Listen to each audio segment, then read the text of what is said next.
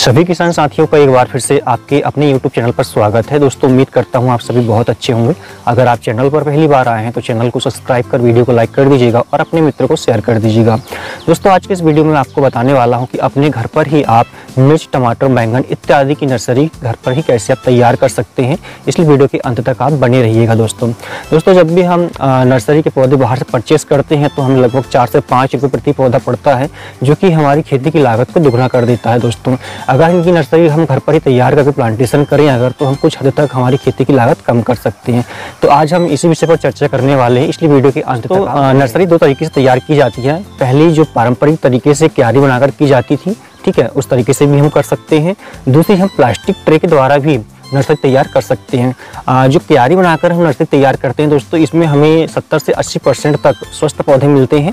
और यदि हम प्लास्टिक ट्रे में नर्सरी तैयार करते हैं तो इसमें लगभग हमें 90 से 95% तक स्वस्थ पौधे इसमें मिल जाते हैं। तो हम दोनों ही तरीके की बात करेंगे कि दोनों तरीके से हम किस तरह से नर्सरी तैयार कर सकते हैं। सबसे पहले हम बात कर लेते हैं कि क्यारी बनाकर हम किस तरीके से नर्सरी तैयार कर सकते हैं। तो हमें जिस स्थान पर क्यारी बनाना है दोस्तों, वहाँ की मिट्टी को आपको पहले अच्छे से खोद लेना है और खोदने के बाद में उसको सुखा लेना है। सुखाने से फायदा ये होगा कि उसमें जो भी खरपतवार के बीज होंगे वो नष्ट हो जाएंगे, साथ ही जो कुछ कीट होंगे वो भी मर जाएंगे दोस्तों, ठीक है। सुखाने के बाद में मिट्टी भुरभुरा करने के बाद में उसे आपको समतल कर लेना है। उसमें कुछ मात्रा में आपको कीटनाशक और फफूंदनाशक भी मिलाना है दोस्तों, ठीक है।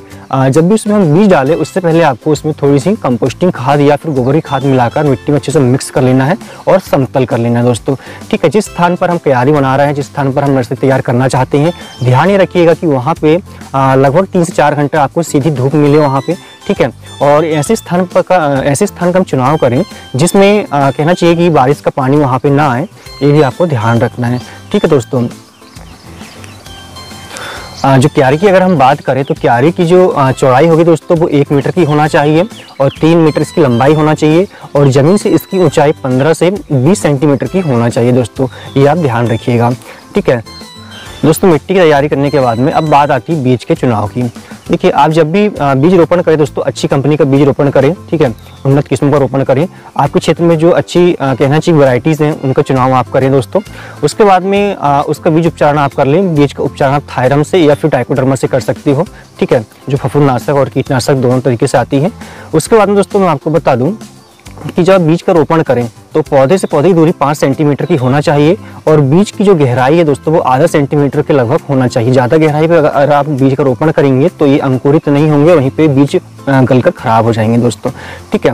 बीज रोपण के बाद में दोस्तों आपको क्या करने हैं, जूट के बोरे जो जूट के बोरे होते हैं उन्हें सिंगल करके, वो जो बोरे डबल आते हैं उसको सिंगल करके आप उस पर अच्छी तरीके से ढक दें और ढकने के बाद में दोस्तों उसमें से हल्के फुवारे द्वारा उसकी सिंचाई आप करें। डायरेक्ट सिंचाई ना करें, आप उसकी फुवारे से सिंचाई करें दोस्तों, ठीक है। ढकने के बाद में दोस्तों उसे हमें इस तरीके से ढकना है कि बाहर की डायरेक्ट धूप ना लगे, हवा ना लगे, ठीक है। तो उसके बाद में क्या करना है, बाहर से आपको एक डोम बना देना है। डोम मतलब क्यारी के चारों तरफ आपको लगभग 1 से 1.5 फीट ऊंची खूंटे गड़ाने हैं और ऊपर उसको प्लास्टिक से आपको ढक देना है दोस्तों, ठीक है। जितनी गर्मी जितना टेम्परेचर अंदर मेंटेनेंस रहेगा उतनी अच्छा उसमें अंकुरण आएगा दोस्तों, ठीक है। उसके बाद में क्या करना है, आपको जब आपको 2 से 3 दिन तक रेगुलर उसको कहने से जूट के बोरे को खोलकर देखते रहना है, जब तक पूरे बीज अगर अंकुरित हो जाते हैं। आपको पूरे बीज अंकुरित होने के बाद में सारे जूट के बोरे को हटा देना है आपको और उसको लगभग 3 से 4 घंटे की धूप आपको प्रतिदिन देना है दोस्तों। और सिंचाई उसकी हल्की सिंचाई आपको दिन में 2 बार करनी है दोस्तों।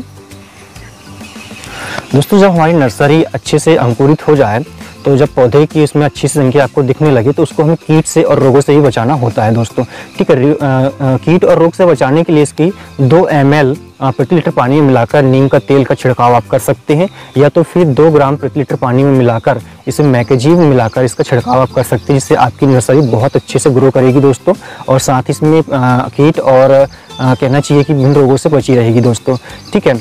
आपकी जो नर्सरी है दोस्तों 30 से 35 दिनों में जो कि पौधे पर डिपेंड करता है, आप कौन सी किस्म का चुनाव कर रहे हैं उस पर डिपेंड करता है। लगभग 30 से 35 दिनों में नर्सरी आपकी लगभग पूरी तरह से तैयार हो जाएगी, चाहे वो मिर्च की हो, टमाटर की हो, बैंगन की हो, इत्यादि की जो भी आप नर्सरी लगा रहे हैं दोस्तों, ठीक है।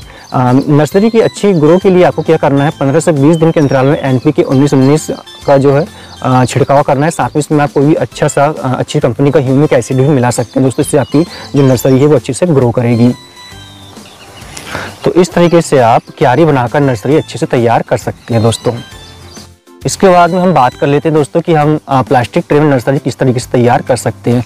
तो प्लास्टिक ट्रे में नर्सरी तैयार करना बहुत ही आसान होता है दोस्तों। इसमें हमें लगभग 90 से 95% तक स्वस्थ पौधे मिलते हैं। आपको सबसे पहले प्लास्टिक ट्रे लेना है दोस्तों, जो कि छोटे बड़े हर प्रकार के आपको मिलते हैं। उसके बाद में आपको नारियल का भूसा लेना है दोस्तों। नारियल का भूसा लेकर आपको उसमें थोड़ी सी मात्रा पानी की मिला लेना, ताकि उसमें नमी बनी रहे, और साथ ही उसमें बर्मिंग कंपोस्ट या फिर गोबर की सड़ी हुई खाद आपको मिलाना है कुछ मात्रा में। ठीक है, आप जो भी किस्मों का बीज यूज़ कर रहे हैं दोस्तों, उनको पहले उपचारित आपको कर लेना है। ठीक है, डाइकोडर्मा या फिर थायरम से बीज को उपचारित आप कर सकते हैं। उन्हें फिर कुछ देर के लिए आपको धूप में सुखा लेना है दोस्तों। पोर्ट्रेट या फिर जो आप प्लास्टिक ट्रे का यूज़ कर रहे हैं, उसमें आप नारियल का भूसा भर लें। उसको आपको लगभग आधा सेंटीमीटर खाली रखना है। फिर उसमें एक एक बीज आपको डालने के बाद में उसको नारियल भूसे से ढक देना है बीज को दोस्तों। ठीक है, इतने करने के बाद में आपको उसमें थोड़ी सी हल्की सिंचाई करने के बाद में अच्छे से पन्नी से ढककर छांव में आपको रख देना है। 3 से 4 दिनों के बाद में जब पूरी तरह से बीज अंकुरित हो जाए, तो आपको पन्नी हटाकर उसे देखना है कि अगर बीज अंकुरित हो जाते हैं तो पन्नी को पूरी तरह से हटा देना है। और दिन में 1 या 2 बार उसको 2 से 3 घंटे के लिए धूप आपको दिखाना है दोस्तों, सुबह शाम, और 2 टाइम आपको उसकी सिंचाई करना है। जब आपकी नर्सरी 10 से 12 दिन की हो जाए, तब उसमें आपको 19 की मात्रा और ह्यूमिक एसिड की मात्रा आपको छिड़काव करना है। साथ ही रोगों से बचाने के लिए उसमें आप नीम का तेल या मैकेब की मात्रा उसमें कुछ छिड़काव कर लेनी है दोस्तों, जिससे आपको स्वस्थ और अच्छे पौधे मिलेंगे। जब आपकी नर्सरी 15 से 20 सेंटीमीटर की हो जाए, तब वो आप खेत में लगाने लायक हो जाएगी, उसकी प्लांटेशन आप कर सकते हैं। तो आप इस तरह से घर में ही अच्छे से नर्सरी तैयार कर सकते हैं दोस्तों। मैंने आपको दोनों तरीके बताया, जो आपको पसंद हो वो तरीके से आप नर्सरी तैयार कर सकते हैं। उम्मीद करता हूँ आपको ये वीडियो पसंद आया होगा। अगर पसंद आए तो लाइक जरूर कर दीजिएगा और कमेंट्स करके बताइएगा आप किस चीज़ की नर्सरी तैयार कर रहे हैं दोस्तों। धन्यवाद।